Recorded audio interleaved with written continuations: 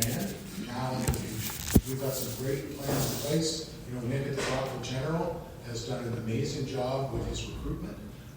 We're very pleased that it's been an all-of-community approach, and we need to build upon that. So if we are going to do that, we need to have a strong, robust local college that meets with employers, meets with government representatives, and puts the plan in place. So thanks for St. Lawrence for being such a good partner.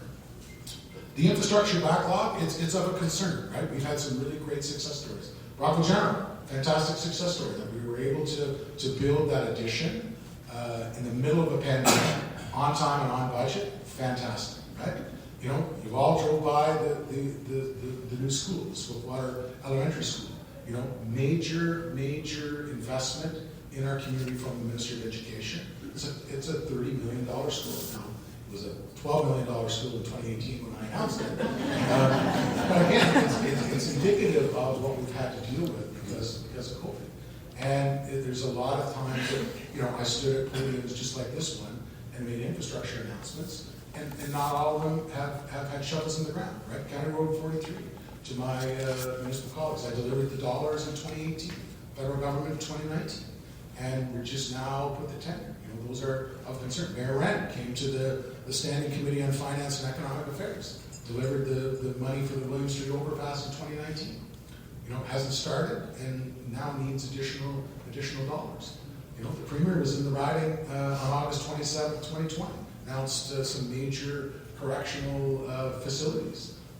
Haven't had shovels in the ground yet. So I agree with the Chamber that there are some challenges around the infrastructure file that we need to deal with.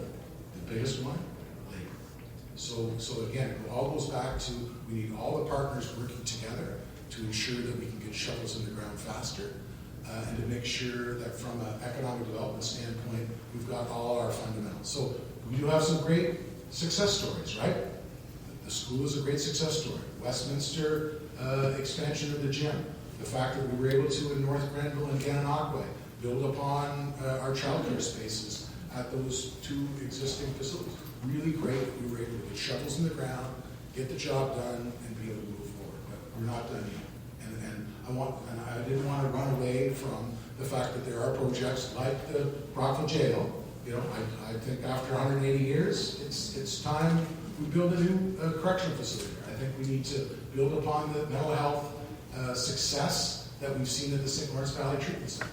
But the challenge is we've got to get the government and all the agencies moving forward to make sure that happens. MP Barrett, when he was here, talked about the challenges for housing. And I know that Indwell, which is a great nonprofit that met with local mayors and local agencies, is going to be here later to meet with some of the chamber representatives. I think that's amazing. I know because I was a minister, the great work that Indwell does and the fact that they operate basically from Mississauga West, right? But they do great work, and they do work that complements the other great work that's being done in our community by, Lanark, Leeds, Grenville, mental health organizations, like the John Howard Society, who's here today, like the folks that I talked to last night at the coldest night that are running the Cooperative Care Center. I think that the challenge we have for housing is a big challenge that we need to not just bring other folks in to help us with the problem. We need to celebrate the existing organizations and individuals that are building capacity in the community. This is a challenge for every jurisdiction in every corner of the province, and it needs a coordinated solution where we don't have silos, where we have cooperation and collaboration. And that was the one thing that MP Barrett, the mayors and I heard from Indwell yesterday, was we've got a lot of great people who know each other and work together and have a willingness to work even harder to deal with some of the housing challenges that we've got. Speaking of shovels in the ground, I want to give a shout out to Mayor Burrow, who last night passed a motion supporting a letter that I had sent him. Mayor Burrow is also on the Sugar Park Manor Board, so I know Sugar Park Manor's been working with the government on an additional parcel of land to help build the campus of care at that site. It's ironically, we had a meeting here in 2011 with Sugar Park Manor, a public meeting where we talked about the development of a campus of care. So it's great that it's Infrastructure Ontario and Sugar Park are talking about that. Thank you for your motion of support. And the other issue around old psychiatric hospital properties is the fact that the government has 10 of them, and the priority should be housing and long-term care. Those are the two big priorities for the government. So again, I want to thank Mayor Burrow for passing the motion supporting the government's plan to look at more supportive, modular, attainable housing on some of those lands. And it's great that you were able to express to the government by resolution last night, your willingness to work with the government. I think that's the most important. That's why I asked, was to make sure that we clearly give direction so that the government knows there's a willing partner. So thank you for that. In terms of economic development opportunities, I also want to recognize the great folks from Augusta Township that are here today. They've really done a great job. Your worship and members of council and staff. They're easy because they're all at the same table. So we're getting a council meeting for all the constituents of the neighborhood. But again, in the pandemic, this riding punched above its weight. Right? We were able to, in the middle of a pandemic, deal with a world-class company like 3M, and with the cooperation of the federal and provincial governments, and me phoning Vic Fidelli every week to say, hey, there's a vacant piece of land, let's build on it. We were able to build that plan. We were able to work with Greenfield Global on the major expansion in Edwardsburg Cardinal of their alcohol plant, which, again, anybody who, like me, is a hand sanitizer fan, we now have the plan for Ontario, right? The corridor came forward with Brockville. Biscuit Leclerc was looking for a place. We were able to work collaboratively and get them there. Those are three big wins for this community in this riding, and it was done so through collaboration with all levels of government. That's exactly what Augusta is trying to accomplish in their industrial park. And I have to tell you, there's been a lot of interest through the ministry in the work that they're doing. And I just want to take the opportunity to congratulate them for being so investment ready, because the work that they're doing, and they're not, it's not something you advertise, it's not something you walk around and talk about all the time, but it is going to bear fruit, it is going to be successful. And I want it in advance, because it's great when the success happens, for everybody to share in the success, as you think you know what I mean. But I want to give them the congratulations before that happens, because it's because of the work that council and staff have done that they are going to have some success in the near future, and it's going to be because they're so advanced and so forward-thinking. So congratulations before you make any announcements.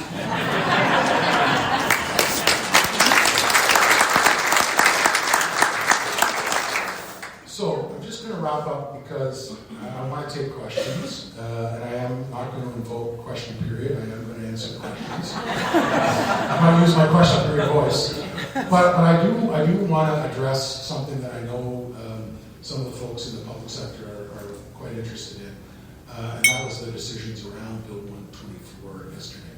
And if you were like me and you watched the 11 o'clock news, it really didn't reflect what the government decided to do at 6 o'clock yesterday. So I wanted to make sure you got it from the horse's mouth. So a few of you have reached out regarding Bill 124 and our government's decision that we made yesterday not to appeal the Court of Appeal ruling. So I want to talk about Bill 124. It was at a time that the government really had limited fiscal capacity. We introduced the bill in 2019. It actually got royal assent on my birthday. That's why I remember November 7th, 2019. It was introduced to ensure that the government was able to invest in frontline services. So some of the infrastructure announcements that I talked about earlier, one of the reasons why we went down that Bill 124 road was to be able to preserve some of those spending decisions.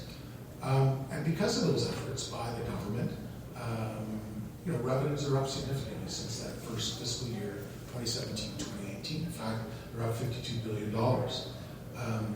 Ontario is in a much stronger fiscal position than we were when we introduced the legislation in the spring of 2019.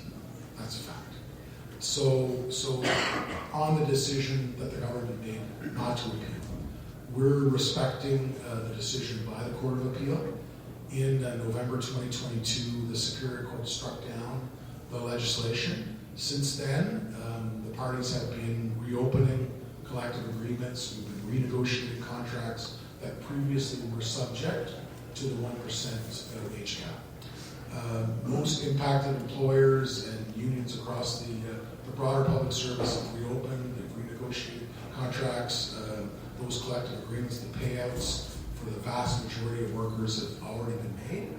And you know, the point I want to make is even if the government appealed the decision, which we're not, so even if we appealed the decision and the Supreme Court ruled in our favor, we'd never contemplate clawing back billions of dollars in remuneration payments that were already freely, collectively bargained by the public sector and those collective unions. So that's an important point to make. The Court of Appeal decision did leave, regarding Bill 124, an effect for non-union public sector employees. And the government made a very clear decision yesterday that to bring stability and fairness to settings where they both have both unionized and non-unionized workers, that, like hospitals, that the government is repealing the legislation, Bill 124, in its entirety. So when we go back on Tuesday, which is when the legislature convenes right after Family Day, I don't have all the details, but the government's given its intent to do that, to provide that certainty that I think public sector employers like hospitals deserve. So I didn't want to leave the podium today and not be totally open and transparent with you about really the biggest news story that was on the 6 o'clock and 11 o'clock. Even though they didn't get it all right because we waited till 6 o'clock to have our meeting. So, but I didn't want to say that because I know, you know, for employers that are in both the union and non-unionized environment, that yesterday came as a bit of a surprise, and I recognize that. So I wanted to address it and not run from it. So just in closing, I just again want to take the opportunity to thank the Chamber for the great work that you do. I'm very blessed that I have a Chamber that is not just willing to share with me their views on the economic report, which is fantastic. If you haven't read it, you should, because it really shows some of the challenges that people are having, not just in our riding, but in ridings all across the province. And I just want to say to you that the amount of meetings you have, the amount of social events that you have, the amount of engagement that you have is really a testament to what the Brockville Chamber has done throughout its long career in Brockville, and that's been the voice of business. And to be able to provide an opportunity for the MP and myself and local mayors to come forward is really important, because it is in this environment, in this challenging environment right now where so many people are hurting. They want to make sure that the community understands that and that the local politicians understand it, and that we can put a plan in place to deal with it. So I'll be back up at Queen's Park on Tuesday, 9 o'clock, rolling up the sleeves, ready to fight for Leeds, Grenville, Thousand Islands, and Rio Lakes. So thanks for having me today. Will you please answer any questions?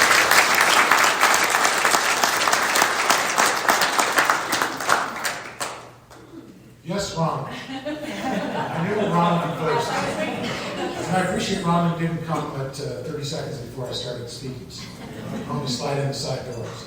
Okay. Well, you mentioned Indwell, and I guess you mentioned there's going to be, you mentioned Indwell is going to be meeting with the Chamber, and that you've had recent meetings with Indwell. I'm wondering if you can get a bit more specific about Yeah, so the county initiated a meeting with a variety of people. There was a 2:30 meeting yesterday with local partners in the community that are on the front line dealing with housing. I wasn't at that meeting, but they were smiling as they were leaving.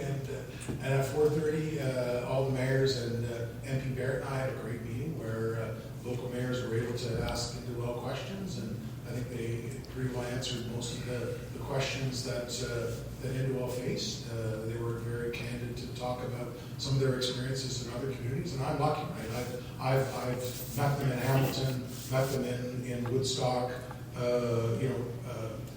cut the ribbon, not cut the ribbon, turned sod for them in Simcoe, in Mississauga, St. Thomas, So I've met them and I know them and I know what they're able to do. But it was good because they were able to talk about the St. Thomas project a little bit with the mayors, and it's a fantastic project. We were able to take 15 individuals out of a tenant city environment, put them in a high intensity program, and then 3 months later, police calls are down 80%. I'm going to drop the mic then and let them talk about how they're able to do it, and that is in compliment. So again, I want to say there are a lot of people doing great work in our community, right? There's a lot of big work being done, like Pixie Place, like the work that John Howard's doing, the Cooperative Care Center. There's a lot of people. Those type of facilities in other communities like St. Thomas, they didn't close because they didn't know, right? The problem is that severe. We need a room for everyone in this space so that we can all collaborate and cooperate and all provide the different programs that are really required. You can't have a one-size-fits-all approach to supportive housing. You need to have a lot of different partners providing a lot of different resources. And I think the mayors and the MP and I really had a great opportunity to in an open forum, asking the well any questions that they have. And the county was, hats off to the county for facilitating. I think that was a great opportunity. So local agencies were part of that meeting, like John? Yeah, I didn't invite them, but I saw them as they were meeting. So there was lots of different organizations. I'm sure the county, I'm sure Allison Tutak will give you the list of who was there, but it was a community partner meeting. That's how I'll categorize the 2:30 meeting. Was there any movement of the idea of a Rockville site, specifically that site on Canning Road? Yeah, I think it's up to the county to decide, what's the path forward. I'm hopeful and optimistic that we're going to be able to have a site for them and to be able to move forward. But part of the meeting yesterday was the folks from Flourish. They're going to do the feasibility study, and we also have to let the I's dot and the T's crossed in the study before we move forward. But I'm going to remain optimistic that we're going to have some movement there. All right. Thanks, Brian. Back at the council meeting. Any other questions? Wow. Like practice. Anyway, again, I just want to take the opportunity. Go ahead. Thank you. One of the things that we've talked about a lot as municipal politicians is healthcare and primary care and the challenges that we face. One of the main themes at ROMA, the Rural Ontario Municipal Association, was the fact that there are unique ways that we can deal with things, and I want to underscore the VTAC program that's up in County of Renfrew. So as the counties, we asked if there was any possibility if we could look at having one of those VTAC centers, and it's escaping me what it stands for, virtual triage. Yeah. So anyways, it's basically an option for primary care, and in light of the fact that so many have don't have primary care, can you speak to what the government's doing about potentially funding these unique and different ways to providing primary care? Yeah, I think that our experience last week with the Valentine decision just underscores how important building out primary care is in communities. The fact that the government decided, rightly so, to triple the amount of dollars that are in that fund, I think that was a big concern.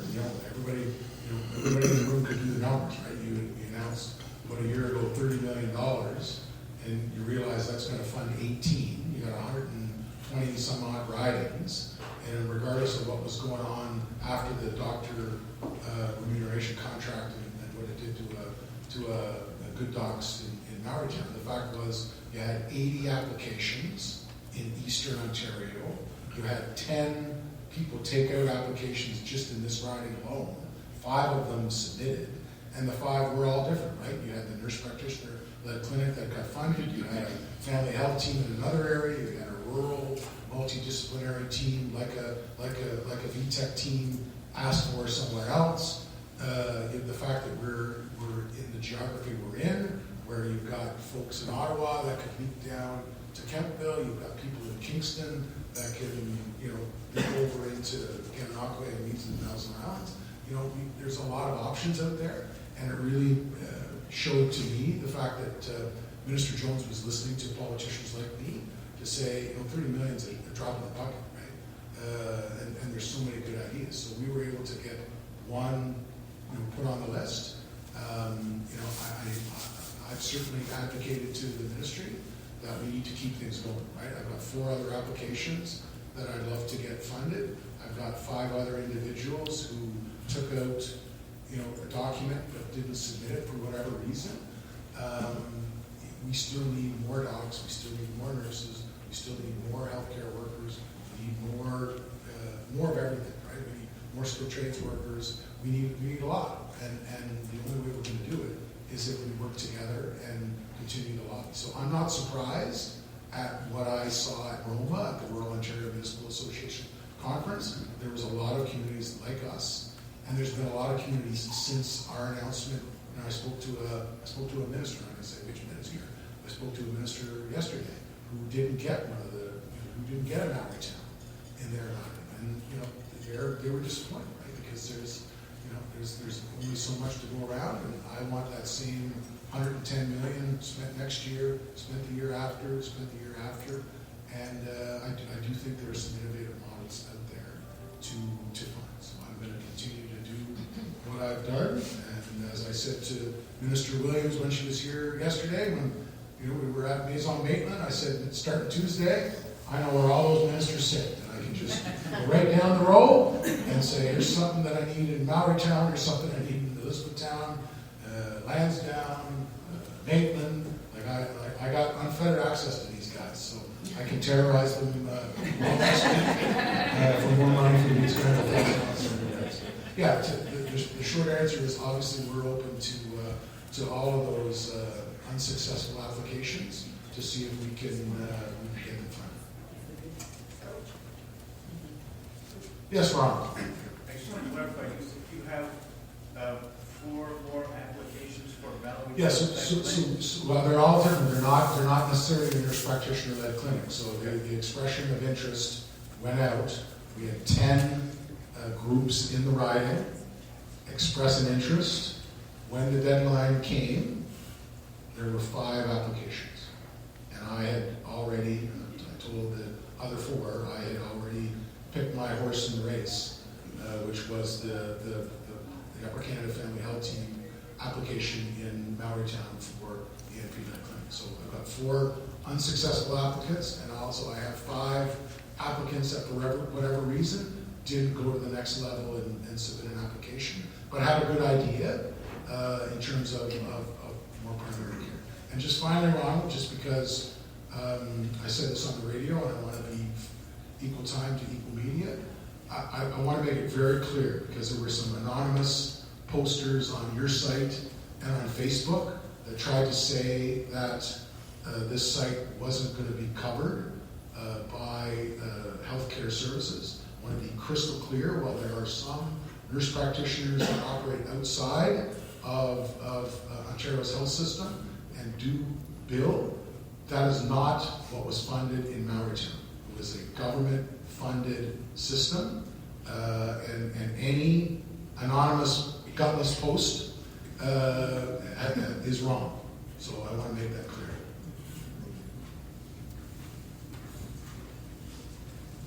Okay, that was a good one. That's not a very steep parkway of entrance. Anyway, I just want to take this opportunity. Happy Valentine's Day. If there's one thing I've learned in the last 5 months, you got to hug and kiss the people who support you and love you. Make sure this Valentine's Day you reach out to someone who just needs a hug and just needs a bit of a pat on the back. So all the best. God bless you. Have a great day.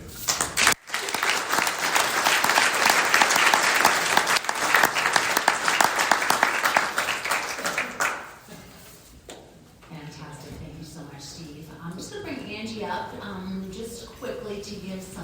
is Steve. And this little gift, of course, we always think local.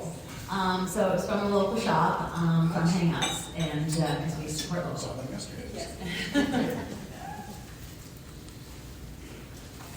Good morning, everyone. It's great to see everyone. Had the pleasure and the honor of sponsoring this breakfast through the chamber for many, many years. It speaks to your dedication and the ongoing efforts that you provide in the community. And we see that, like yesterday, as you said, we were in that round table. And it was really inspiring to hear other women in entrepreneurship on challenges they face, and the reception from yourself, the reception from on the Honorable Charmaine Williams was very touching. So I want to thank you for your ongoing support to our communities, and here we go.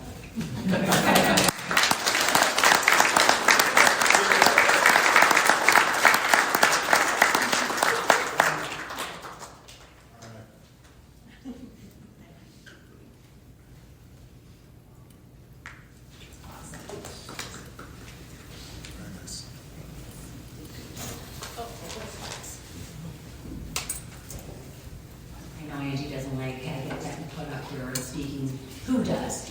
But anyways, before we close, the country club was so nice to offer up a foursome. I know it's not golfing season, but those golfers out there probably are dreaming about that season. A foursome. So we put everybody's name in a hat or in the bucket. And maybe, Angie, if you wanted to draw the name for golf season.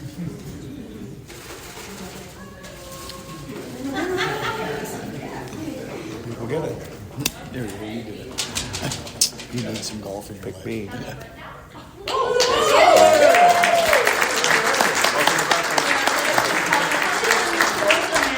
city of Rockville. So hey, what an opportunity to come to this and have a Yay! There you go. All right. So also, I wanted to thank Tim Ross. So on your tables, you've got some bevies there, and it's simply refreshing KiKi maple water. So Tim, if you just want to stand up and Sure. come up to the mic and say a little plug about the KiKi water. For sure, thank you. After listening to all the questions, I thought, man, you need a drink. Thank you, Sam. And of course, I was thinking, what am I going to say when I get up there? So the only thing that really matters is that this is simply refreshing. So I need your help. So all you need to do, try it. If you feel that that's a refreshing drink, take a picture of yourself, put it on your social media, send it to your friends, hashtag simply refreshing, and you will do this community a wonderful favor. Plus me. I had a vision for maple sap. It goes back to my 4-H days when I was a leader. And back probably 2010-ish, 11, I thought, what can we do with maple sap, with maple syrup? And anyway, so I thought about the idea, we could just drink the sap. It's very good for us. So I did a lot of research. And so I've had that little passion of mine percolating in the background for, well, almost a couple decades. And last year we invested in a company that was also established in the Guelph area. And so we took on the changeover from glass and still bottles, and we carbonated and put it in cans. And so we're working on bringing that production closer to home. And so the KiKi means Japanese for tree life energy. And the founder of the KiKi brand, he was a martial art person, so that's where he got all his inspiration for this brand. So my company is called Nature's Energy Water. Again, it's kind of like the Kevin O'Leary. You gotta have something else on the side. You can't do taxes, investments all day long, you know. So I was kind of hoping I might win that golf thing, because this is taking up my golf time. So my friend Bob Harper over there at the Canadian Flag Education Center can attest to that. So anyway, enjoy the beverage. It's strawberries, the closest I could get to a Valentine's flavor today. This is our best-selling beverage. You can get it at Loblaws. There's a variety of places locally that we can get it. Closest to me is Hall's Apple Orchard. The furthest away would be Kempville at B&H grocery store there. A lot of people have gone there. It's a wonderful spot. Out in Athens at the Farmersville at the Abattoir. Interesting, there's a homegrown place, lots of neat stuff. They were the first one to sign on to my little mission to bring awareness in our community. On King Street, you have the Sundeck tanning salon, you know, so you can hydrate afterwards. Fudgery has it. New Horizons health food place has it. So there's a variety of spots around. Hopefully, if I haven't missed anybody, we have it at our office as well. So anyway, if you go to a Loblaws, there's no Loblaws in town, but you can lobby the superstore, because they're in that, they have to just press click, right? But anyway, we appreciate all your efforts. Hope you enjoy the beverage. And if anyone asks you, what was it like? You say it was simply refreshing. And you have done your duty. You are all my advocates here today. So thank you for this. Enjoy.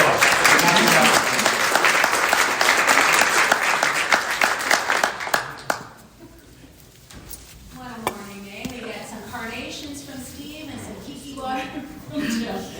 All right, so as we close up here, I have a few things to say about what's coming up. Like Steve says, we are always on the go and have things happening.